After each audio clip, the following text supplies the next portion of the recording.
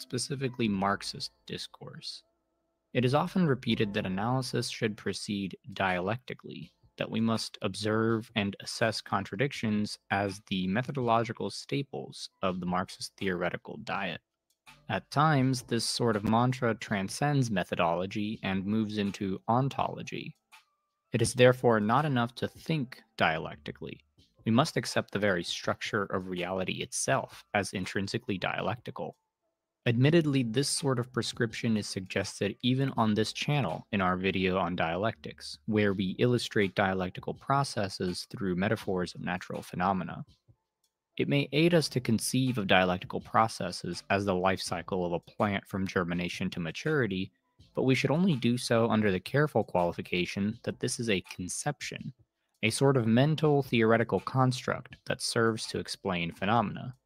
Economic historian E.K. Hunt traces the roots of the dialectic as the basis of Marxist ontology, demonstrating that it was Engels and later contributors who gave dialectical materialism a type of primacy that it had not received with Marx. For Marx, the dialectic was epistemological, not ontological. It was a method of thinking, and not existentially inherent in matter. Matter did not constitute all reality. There was only one reality, and it was made up of two irreducible but interrelated and interacting components, matter and thought, including all mental phenomena such as perceptions, emotions, and so forth as thought. The last part is very important as well. We can say that the dialectical framework is conceptual without engaging in a type of dualism that claims the real world exists somewhere beyond the conceptual one. No, the conceptual world, insofar as it is an amalgam of ever-improving knowledge, exists in the same real world that it hopes to understand. The so-called dialectical method is a type of epistemological framework. It prescribes a certain mode of inquiry that helps us make sense of the world around us. It is not some mystical key that unlocks the deep secrets of the universe, and it is certainly not justifiable to claim that the world is dialectically structured, whatever that may even mean. It is no mystery that dialectics came into the Marxist tradition through Marx's keen interest in Hegel. What is still hotly contested, however, is to what extent Marx preserved the Hegelian system of thinking and Hegel's conception of the world itself. It is famously stated, including by Marx himself, that Marx's dialectic is an inversion of Hegel's. But as we shall see in this video, this obfuscates a very crucial departure from Hegel and Marx, particularly in his later works. Our tour guide for this journey will be none other than Althusser himself, among the most famous Marxists to have argued that no, Marx really did create something entirely distinct from what he found in Hegel.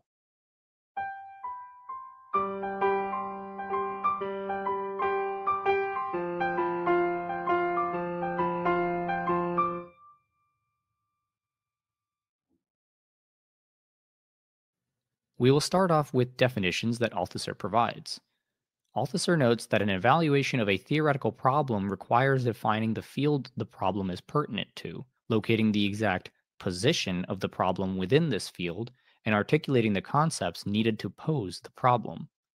It is with this understanding that Althusser moves to reflect on Marx's inversion of the Hegelian dialectic. In establishing the prerequisite definitions, Althusser outlines practice as a metabolic activity in which raw material is transformed into a product through human labor using the means of production. This productive definition applies to theoretical practice in the same way it applies to all other forms of social practice, which constitute a complex unity of the practices existing in a determinate society. Theoretical practice, insofar as it maintains a position within social practice in general, uses representations, concepts, and facts, raw materials, produced by other practices, whether empirical, technical, or ideological.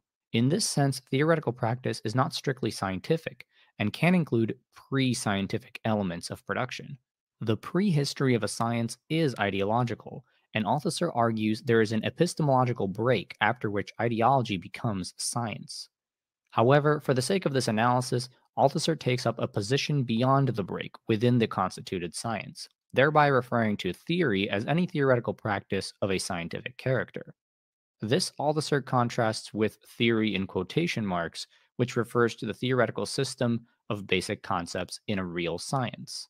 Lastly, there is theory capitalized, or the theory of practice in general, itself elaborated on the basis of the theory of existing theoretical practices of the sciences, which transforms into knowledges, scientific truths, the ideological product of existing empirical practices, the concrete activity of men. The meta-theoretical capitalized theory is naturally the broadest abstraction in the framework presented by Althusser. It is the foundation for conceptualizing both theory, theoretical practice of a scientific nature, and theory in quotation marks, determinate theoretical systems of a real science. How is it then that Althusser comes to call capital T theory the materialist dialectic? Althusser contends that the Marxist dialectic already exists in its practical state, but is yet to be discovered theoretically. Specifically, it is within the pages of Capital where we may find Marx's dialectic, present in the very frameworks of Marx's arguments.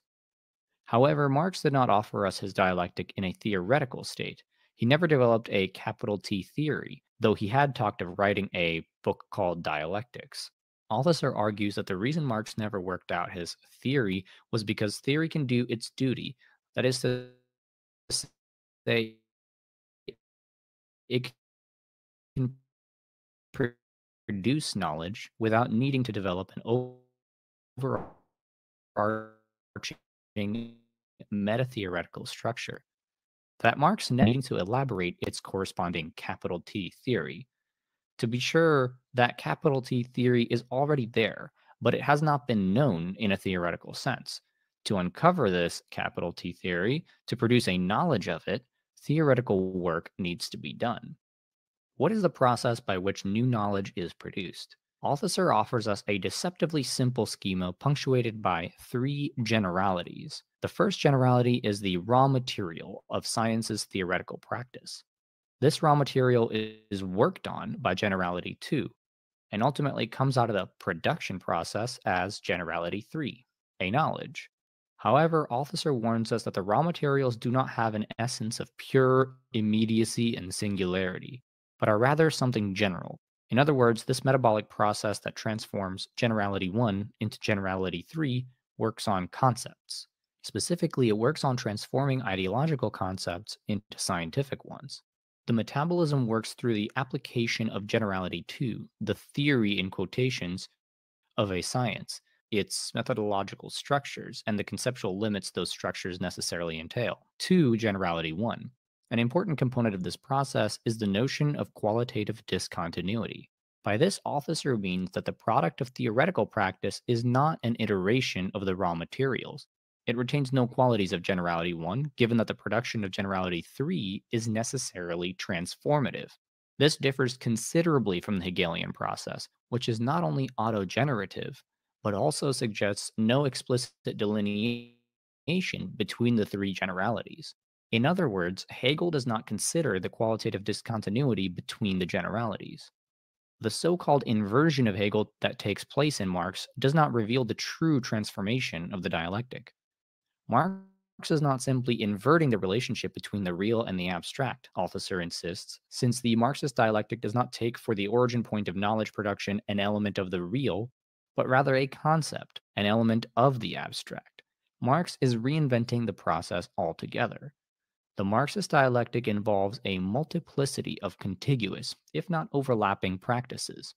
Generality 1, for example, the concept of fruit, is not the product of an operation of abstraction performed by a subject, consciousness, or even the mythological subject practice, but the result of a complex process of elaboration which involves several distinct concrete processes on different levels: empirical, technical, and ideological. To return to our rudimentary example, the concept of fruit is itself the product of distinct practices, dietary, agricultural, or even magical, religious, and ideological practices in its origins. So, as long as knowledge has not been broken with ideology, every generality 1 will be deeply impregnated by ideology, which is one of the basic practices essential to the existence of the social whole. The act of abstraction, whereby the pure essence is extracted from concrete individuals, is an ideological myth. In essence, generality 1 is inadequate to the essence of the objects from which abstraction should extract it. It is this inadequacy that theoretical practice reveals and removes by the transformation of generality 1 into generality 3. So, generality 1 itself is a rejection of the model from empiricist ideology presupposed by the inversion. Althusser argues that the inversion thesis preserves the ideological basis of Hegel's dialectic. The rejection of the Hegelian framework is a rejection of the totality in favor of totalities. The production of knowledge is complicated by several distinct concrete practices on different levels. This phrase is crucial because it suggests not only the presence of multiple moving parts, but also relative positions between those parts that necessarily produce specific outcomes. This becomes more evident in Althusser's reformulation of contradiction. Here, again, the break from Hegel is demonstrated by a rejection of singularity. Borrowing from Mao, Althusser notes that there is not a single essential contradiction expressed in the social whole, but rather a complex of contradictions that produce several totalities. Marx's theoretical practice rejects the premise of the Hegelian dialectic, which is completely dependent on the radical presupposition of a simple original unity, which develops within itself by virtue of its negativity, and throughout its development only ever restores the original simplicity and unity in an ever more concrete totality. Instead, the complex whole identified by Marx's theoretical practice is structured in dominance. It has a principal contradiction and secondary contradictions, the former being the primary structuring element. And thus, the whole cannot be envisaged without its contradictions, without their basically uneven relations. Althusser contends that each contradiction, each essential articulation of the structure, and the general relation of the articulations in the structure and dominance constitute so many conditions of the existence of the complex whole itself. Unlike Hegel's totality, in which the components are expressions of a single element, Marx's totality is defined by an unevenness and a multiplicity of parts. This means the secondary contradictions define the structure of the whole, which cannot be said about the spheres in Hegel's whole, which merely reflect the fundamental paradigm. The relative autonomy of contradictions in the Marxist totality represents a radical departure from Hegel. Relative autonomy suggests semi-independent mobility. Althusser points out that contradictions shift and displace each other within the complex whole, in general possessing varying velocities. It is because contradictions are overdetermined, by which Althusser means they are determined by the structured complexity that assigns them their roles, that their development is incongruous. This dynamic is made more clear in Althusser's discussion of time. Althusser tells us that for Hegel, time is a reflection of the continuum of the idea. Every temporal instance is a moment of the manifestation of the idea. Thus, the whole science of history for Hegel is the periodization of this continuum, defined by the dialectical movement of the idea, into adequate parts. Each such moment in time and in the development of the idea is composed of the complete Hegelian whole, with all its internally connected elements, which are themselves reflections of the whole. This necessarily negates the notion of the succession of different forms of society, since it is not the immanent sequence that determines the system. Althusser draws a divide between Marx and Hegel based on their different concepts of historical time. Whereas with Hegel, we have time as a reflection of the idea, where every given moment is composed of contemporaneous parts, which all reflect the whole. In Marx, we have different times. The whole structure consists of a complex of levels, which have their own times and are described by Althusser as being semi-autonomous. Though they are defined in the last instance by the economic structure, this dominance is tempered by a relative autonomy within which each level shifts and evolves. Vittorio Morfino echoes this sentiment when he writes, "While the Hegelian contradiction is the development of a simple unit in which its telos is written ab origine, the Marxist contradiction is always overdetermined, inasmuch as it develops internally to an entire social complex that is structured in dominance." Thus, when we produce a cross-section, an essential section, as Althusser calls it, we get an unevenness that is not present in the contemporaneity and homogeneous continuity of Hegelian time. Since the different levels have their own times and develop semi-autonomously, any picture we take from a strictly temporal perspective will reveal heterogeneity. Moreover, certain times can recede into invisibility, and the purpose of truly developing a history of any X level is producing a symptomatic reading of the history after establishing crucial parameters. For example, what is the object? What is the problematic, etc., in which the invisible is read to reveal the real movement behind the apparent movement. This is why Althusser says that chronological sequences marking events and people is not history. It would only be, in his terms, the apparent motion. The real motion rests in the development of the object. Lenin captured this notion perfectly with his famous quote, "There are decades where nothing happens, and there are weeks where decades happen." The biggest takeaway here is that the structure of Marx's system is amorphous, like an amoeba. The political, social, and cultural spheres, and the spheres within them, move in accordance with their own rhythms. They are not ordered about by some essence that pulls all of history forward. What Althusser is saying is if you were to slice out a specific point in time, in Marx you would get a sort of uneven picture, where perhaps the political elements have moved faster than the cultural or vice versa. Moreover, these elements are defined by their relations with all the others. The history of race as a construct would not be what it is without the parallel political and economic developments that helped give it a shape. This, of course, has serious implications for theoretical practice as well. Our theories work on self contained abstractions, but the processes and knowledges, the means of production and raw materials, are influenced by economic, political, and social elements. This may seem almost too obvious to some of you, but too often we allow ourselves to forget or overlook the structural links that connect theoretical breakthroughs with corresponding political and economic circumstances. What we've uncovered is that a careful analysis can demonstrate how Marx came to understand the world in a manner completely different from Hegel.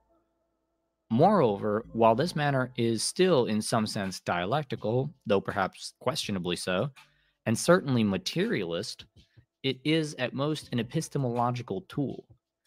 It would be unproductive to project Marxist dialectics any further than this point, to ascribe them with a type of infallibility that implies they are a universal constant in any and everything.